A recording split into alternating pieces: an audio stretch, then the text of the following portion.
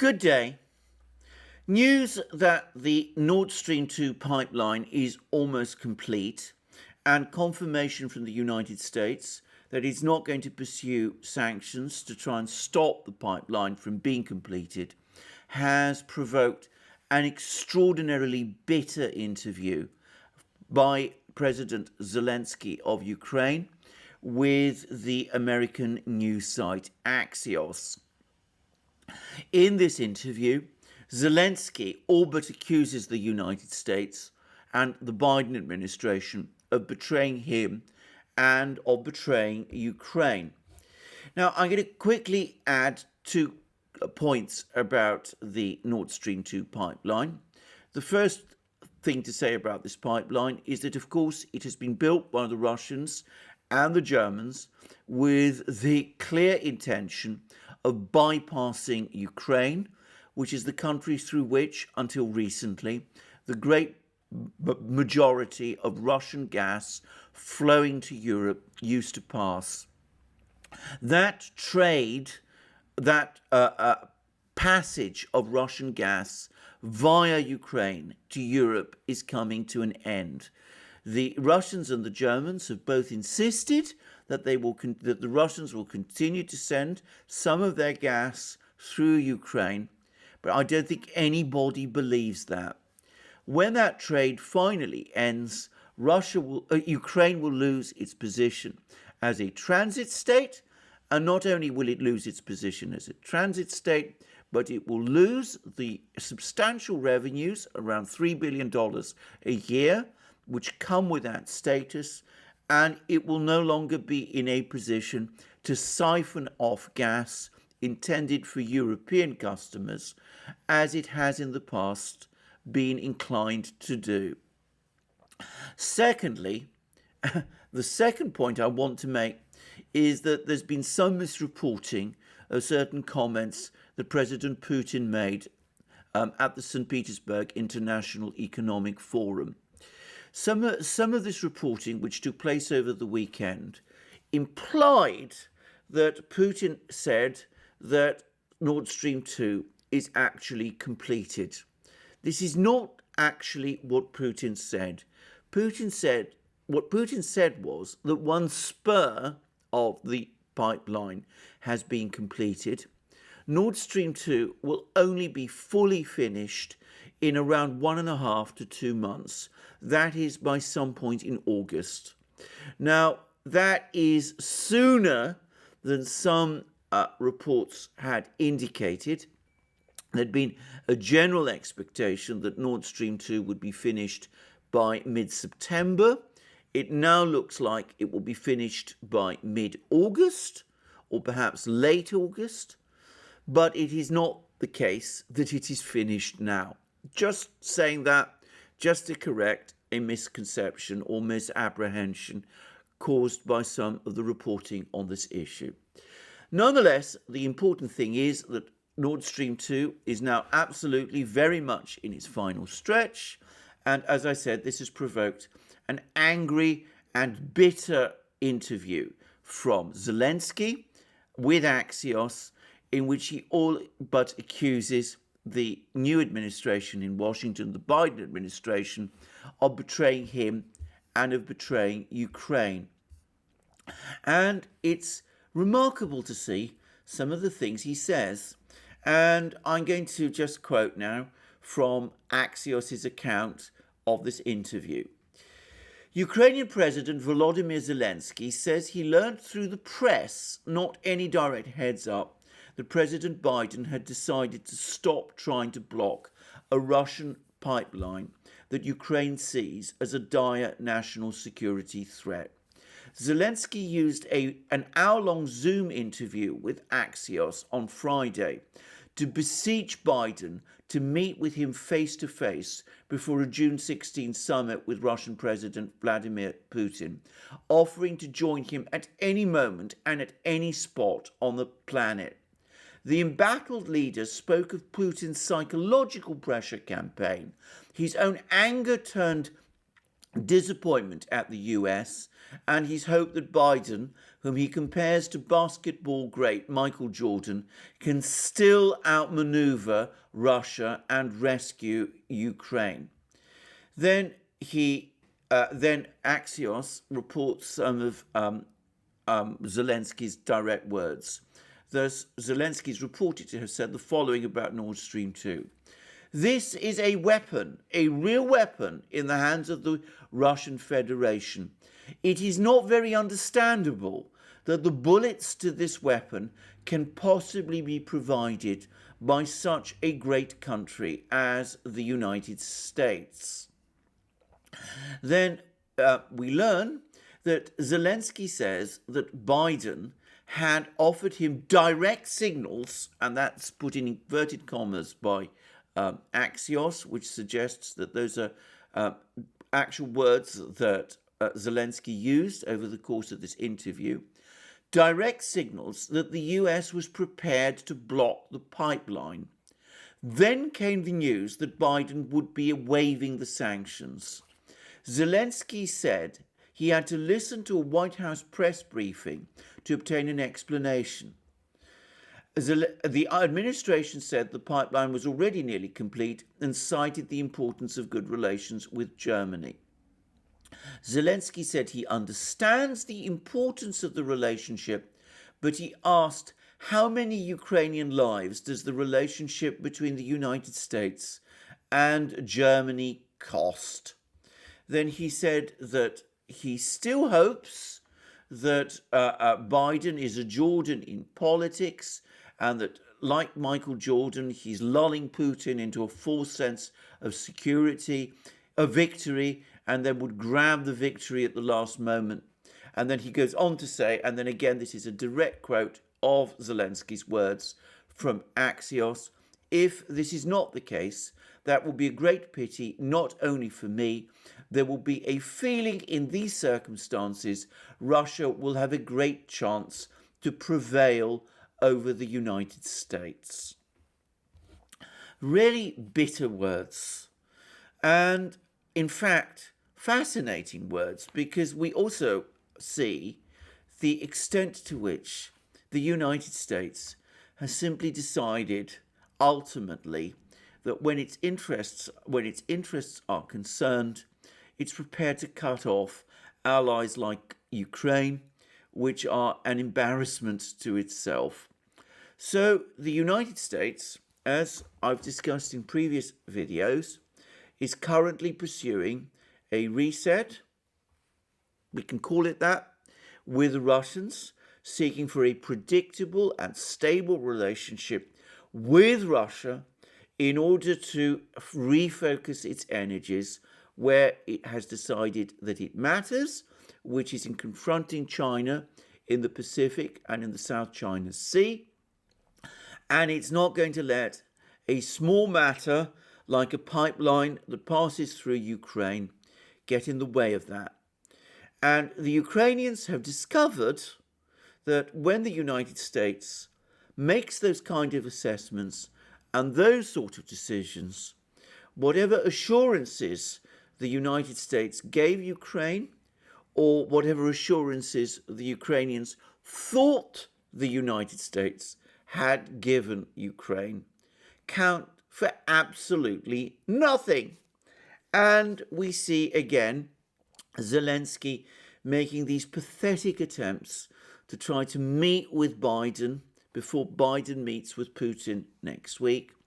And we learn also from Axios that apparently the US has declined to hold that meeting.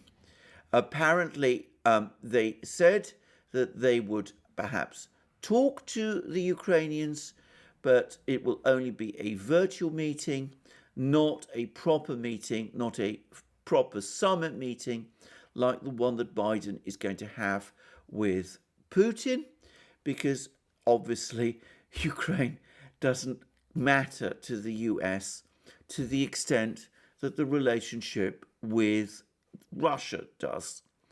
And perhaps the most naive part of this interview for me is Zelensky's comment, how many Ukrainians' lives does the relationship between the United States and Germany cost? That assumes that when it comes to its relationship with Germany, Ukrainian lives somehow matter in the ledger. If Zelensky really believes that, if Ukrainians believe that, then they are being incredibly naive. Ultimately, the US's relationship with Germany, just as the US's relationship with Russia, counts for vastly more to the US than Ukrainian lives do. And that is the reality which the Ukrainians appear to have overlooked and to have forgotten. Now, where does this leave Ukraine? Well, I'm going to say it straightforwardly, in a very difficult place. Nord Stream 2 is going to be finished very soon. The pipeline is going to be complete. It's going to go into operation.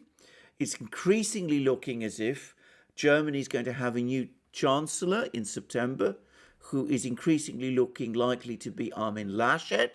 Armin Laschet is made it very clear that restoring relations with Russia is for him a priority. So the Germans and the Russians are going to start working more closely with each other again after the problems of the second half of the Merkel era. And the United States is also going to seek some kind of geopolitical ceasefire with Russia in Europe so that he can focus on China and confronting China in the Pacific and the South China Sea.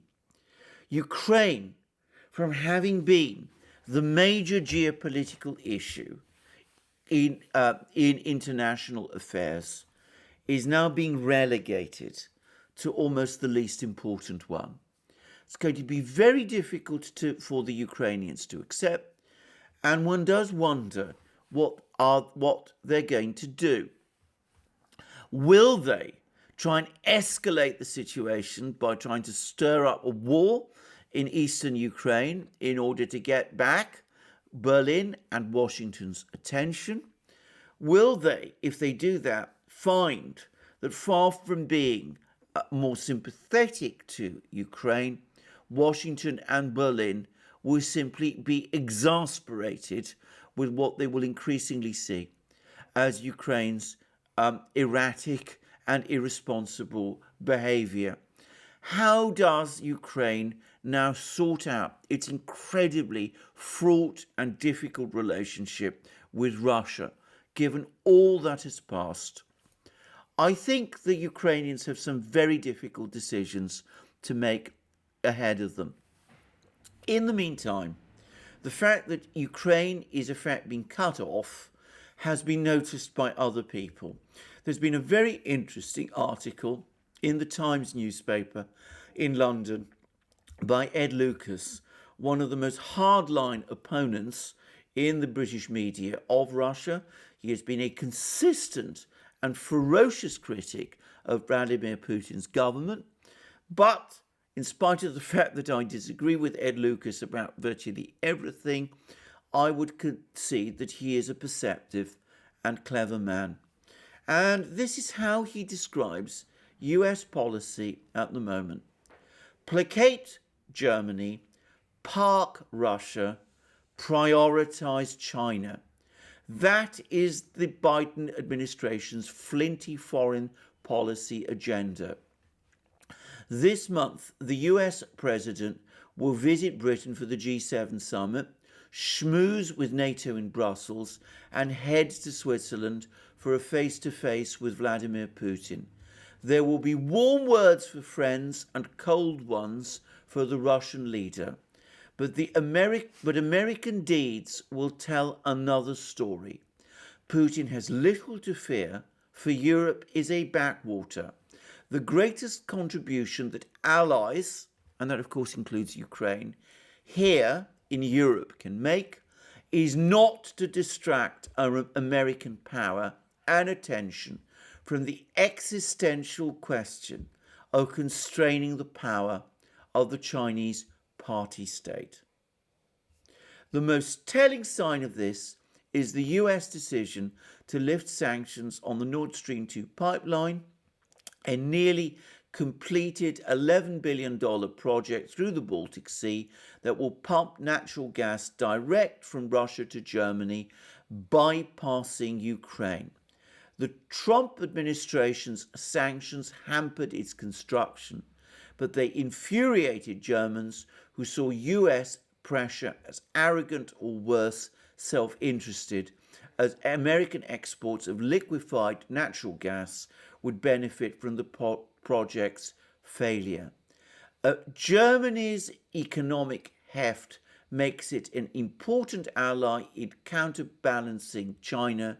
That counts for more than East European worries about Russia. As I said, Ed Lucas is a ferocious critic of Putin, a man whose views about Russia I think are almost entirely misconceived and wrong. But he is an intelligent and perceptive man, and here he has set out the power realities in the most straightforward and simple way. If Zelensky and other Ukrainians think that Ukrainian lives count for more in US calculations than US relations with Germany, and indeed US relations with Russia, and the overriding issue of the US confrontation with China, then they are frankly living in a fantasy world. Ukraine needs to start looking at the real situation in which it finds itself. I read a recent report about the state of the Ukrainian economy. It turns out that despite various attempts to ginger up per capita figures, per capita GDP figures, and GDP figures in total, the reality is of an economy that is steadily spiraling downward. The comparison with Russia especially is becoming increasingly marked. Whereas previously Ukraine had a total GDP or at least economic power, which during the Soviet period counted for perhaps around a quarter of Soviet GDP, it probably today amounts to something like 7 or 10% of Russian GDP at most. That might even be an exaggeration. Moreover, the distance, the gap between Russia and Ukraine is growing, with Ukrainian industries in eastern Ukraine increasingly closing down as their traditional markets in Russia have been closed to them and as they have completely failed to find alternative markets elsewhere. An attempt by Ukraine to find those markets in China is also coming to an end, as China, for its part, is increasingly reorienting its economy towards trade with Russia. Ukraine has to start looking at its geographic position, and it also needs to start considering properly what its traditional economic links are. What Zelensky needs to do is he needs to start talking with Putin in a more constructive way than he has up to now. Seeking summit meetings with Biden is all very well, but as he is finding, Biden is not interested in meeting with him at this point in time. A meeting with Putin that Zelensky has also floated ought to be his priority. But if he is going to make that into a meaningful summit meeting, it can't be the kind of gimmicky meeting that he's been trying to set up to now, in which he's trying to trick the wily Russian leader into making concessions over the situation in eastern Ukraine, which the Russians have no intention and no interest in ever making. What he's got to do instead is to start to rebuild economic and political links with Russia, and that means reversing the trajectory which Ukraine has been on ever since the Maidan events of 2014. That will be an incredibly difficult thing to do, but a realistic assessment for Ukraine of where that has led is that this pro-Western, pro-Atlanticist, pro-Europeanist direction that Ukraine embarked on in 2014 has simply turned into a blind alley. Thank you very much for joining me for this video. Please join me in future videos, both on this channel and on our main channel, the Duran, where I do programs with my colleague and friend, Alex Christoforou. Please also remember to check out Alex's channel. You find links under this video, and please also join us for all our channels on our various new platforms, BitChute, Odyssey, SuperU, and Locals. Also, don't forget to check out our shop and also go to our Discord server and to support us via PayPal, Patreon, and Subscribestar.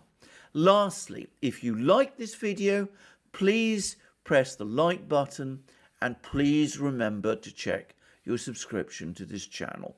And thank you very much for joining me today, and I look forward to you joining me in future programs, both on this channel and on our other channels, and have a wonderful day until then.